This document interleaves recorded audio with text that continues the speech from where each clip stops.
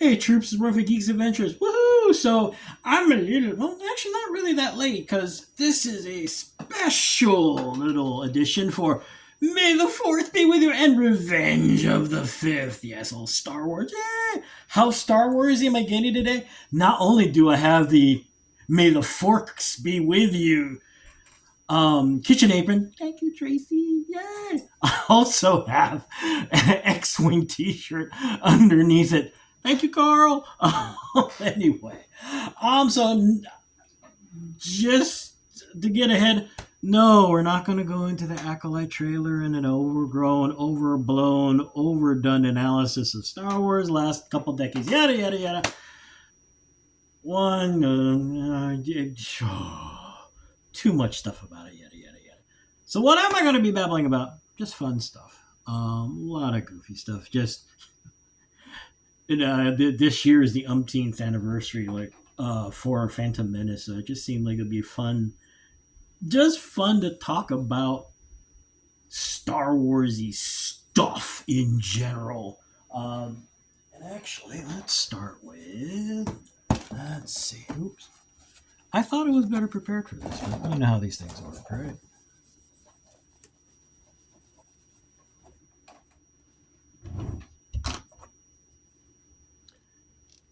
No, this doesn't quite go to the beginning, but it does go to the resurgence of Star Wars in general. Actually, no. This should actually this predates everything. For decades, Star Wars had been in hibernation. I mean, Dark Horse Comics had done a wonderful job continuing the license. Tons of stories, yada yada yada. But I mean, for the broader public, it was still just kind of like, oh yeah, it's that thing with the bzzz and until Timothy Zahn exploded with the Thrawn trilogy, starting with Heir to Empire, and all of a sudden everyone went. I remember actually I was working in Twilight Booking Game, a legendary comic book shop in Syracuse, New York. Yay! Shout out to all my peeps out there. Um, and people coming into the shop going, "What's this book about?" Yada yada yada yada. And people also starting to learn, "Oh, you pronounce it as air, not higher." Yeah, it's pronounced air. Just to see the characters come back and everything was just this fun, insane moment, and is now feeding the feeding Filoni and Favreau and giving hope to Disney to cash in more. The next thing that just kind of really got everything going and was a fun thing.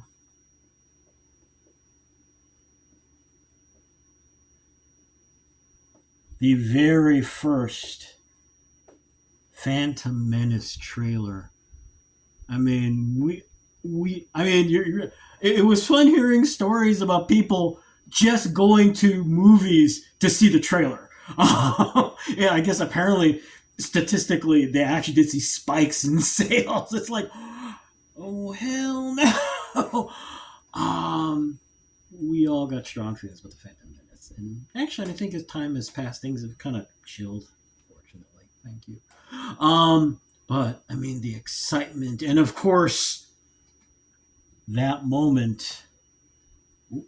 Oh, dang it! That zebra popped out, and of course, the moment that the whole world went. You know that moment, right? At the end of the trailer, when all of a sudden Darth Maul shows up, and I was like, "Oh, it's a Sith Lord, duh." Okay, yeah, it's a red lightsaber. Oh my god, it's a double-ended lightsaber. Oh my god. Oh, such fun times. Such fun times. Um, Another fun thing for me, and actually, it was a sign. It was a sign from looking back that how special and how unique um, all of this was going to be. How much bigger Star Wars was going to be.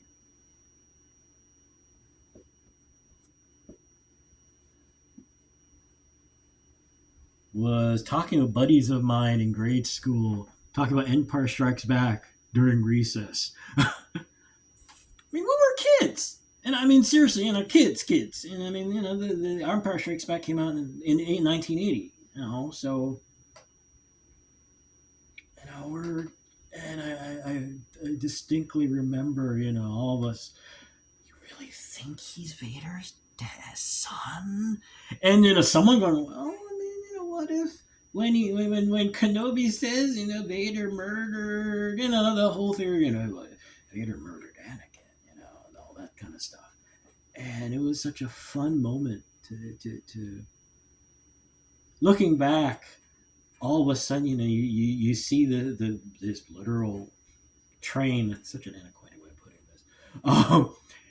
Rebel transport, a giant rebel convoy of concepts, and the realization that, what, this is something unique and special. You got a bunch of grade school kids that normally, back then we didn't give a crap. It was just movies, it's all, fun. All of a sudden it becomes something bigger. That was pretty dang cool. The next thing, another wonderful thing.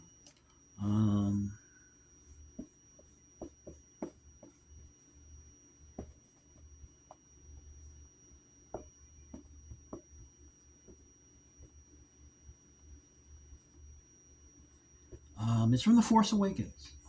And that moment at the end when we discover that Rey's a Jedi. It's this wonderful moment, in the middle of this whole fight, and Kylo's like, no, that's mine. I'm a Skywalker. He doesn't actually say that, but that's my bloodline, and it's kind of reminiscent of what happens in the scene with Worthy in Endgame. You get this wonderful combination of things, and you have this, and it would have been easy to get this, trumpeting crescendo, of triumph, when she uses the Force to get the lightsaber and ignites it, snatching it from Kylo Ren's grasp. But no, it's just kind of, you get this very zen moment, a little bit of horns, but mostly strings. And it's just this beautiful moment and you see the terror in her face, like, what do you mean I'm not? What?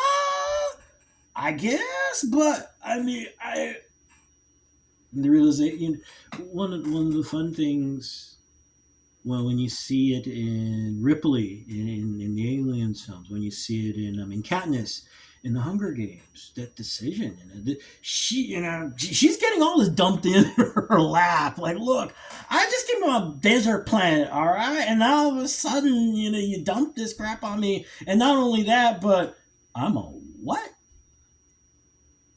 But at the same time, realizing that I need to make the choice, and I need to do this.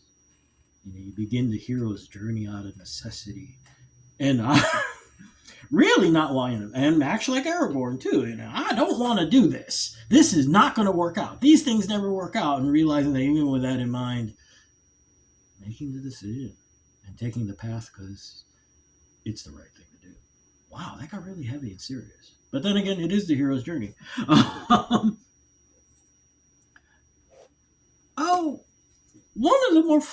Oops, wow, my light went. Sorry about that, guys. I need to remember which controller's for my light. I got way too many things going on here. There we go. All right, there we go. This is one of the things that's kind of from the streaming server, a little bit of streaming, and also from Rogue One.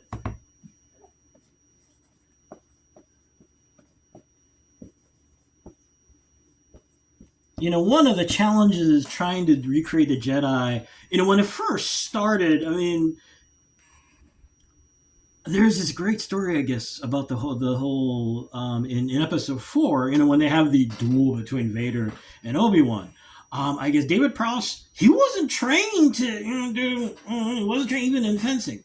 And I guess apparently Alec Guinness wasn't trained, didn't have the training what they needed to do. So I guess I believe it was Bob Anderson who was the stunt coordinator. Um, if I'm wrong, please correct me, or if you got a link to a little more detail on the story. So but anyway, these two guys didn't have a lot of training, so it's like swing it and block. Kept it simple. But of course, we didn't care because this is the first time we saw two people using laser swords. So the entire planet went, oh! And generations of people picking up long paper tubes and going, but anyway, so over the decades, though, just seeing Jedi powers, lightsaber fighting, all that stuff evolve, because got better at it, and then of course we got beast mode, seeing Vader in Rogue One, seeing Luke make his return in The Mandalorian, and of course Obi-Wan actually doing it twice in the Obi-Wan streaming series. The first time in the glass underwater tunnel where he's finally getting his mojo back, and of course when he fights Vader and kicks the snot out of him. Damn! Let us repeat that. Dang. Folks at Disney, you got Ahsoka season 2 coming up. You better give her beast mode moment. Better be epic, better be all cool, better be like all Toshiro Mifune and generations of samurai actors and samurai in general, Miyamoto Musashi and some other plane going, you go, girl! Just saying, alright? I'm sorry, did it again. There we go. Alright, and actually that might be a hint, but last one. And actually this is less, it's less about the movies, but more about everything.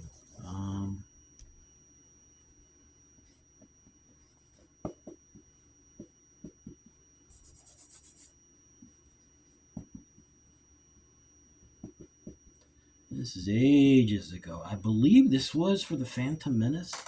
It was a midnight showing. Wow, my light's being kind of cranky, so we'll just leave it alone. It's a midnight showing at Easton. Easton is the big megaplex here in Columbus, Ohio. And a bunch of folks from work were like, oh yeah, we're doing this midnight showing thing for the new Star Wars movie. Do you want to come along? Like, oh yeah, it'll be fun. Now, keep in mind, this is still back in the day when, midnight showings, once you got past Rocky Horror, it's like, you're going to do what? Really? So, we thought, we figured, okay, of course it's going to be busy because it's Star Wars, duh. When we got there, and it is, and I think that was one of those things where, marketing, everyone in general was like, it's going to be busy, duh, it's Star Wars. Then the day came, and we all went, I remember getting there, and, we got there early, like at least an hour early. And, it was busy and yada, and I'm like, duh, because, again, it's Star Wars. We got up, the theaters were on the second floor, and took an escalator up from the ground floor. And it was bodies everywhere. This giant concession stand in the front that's designed to have like 12 aisles, like to feed legions. Line was all the way back, and we all saw that and went, oh, dang. And I mean, literally, we're looking at there are digital boards to let you know, which screen to go to for your showing, and literally they're adding screens by the minute. Now the way the Easton was set up, there was also more concessions, in back sections and stuff. We're like, we're going to be smart. Let's go to the back section. Back section was utter chaos too. It was, it was insane. And it was so fun.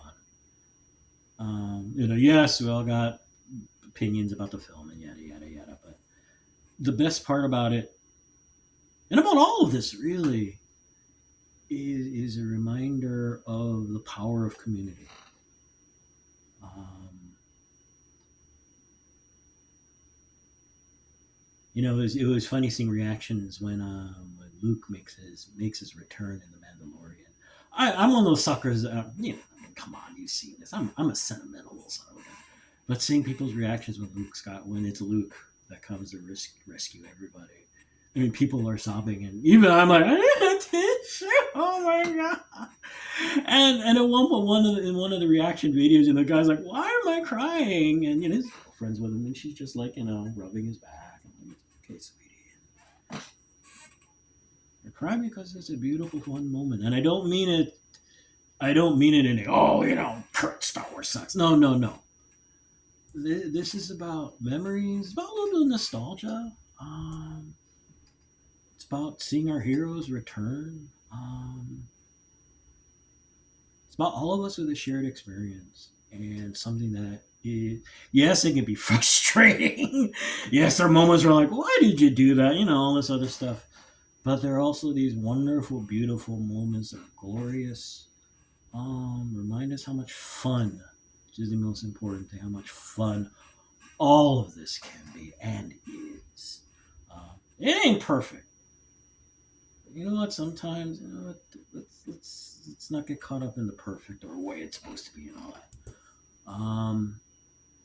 Sometimes it's best to remember what brought us joy. Anyway, I need to stop because it's a Sunday night and tomorrow's a work night and blah, blah, blah. And holy crap, I've been talking 16 minutes. Anyway, y'all take care. May the force be with you. May the odds be in your favor. And as always, most importantly, folks, be good to each other, okay, peeps? Y'all take care. Peace. Bye.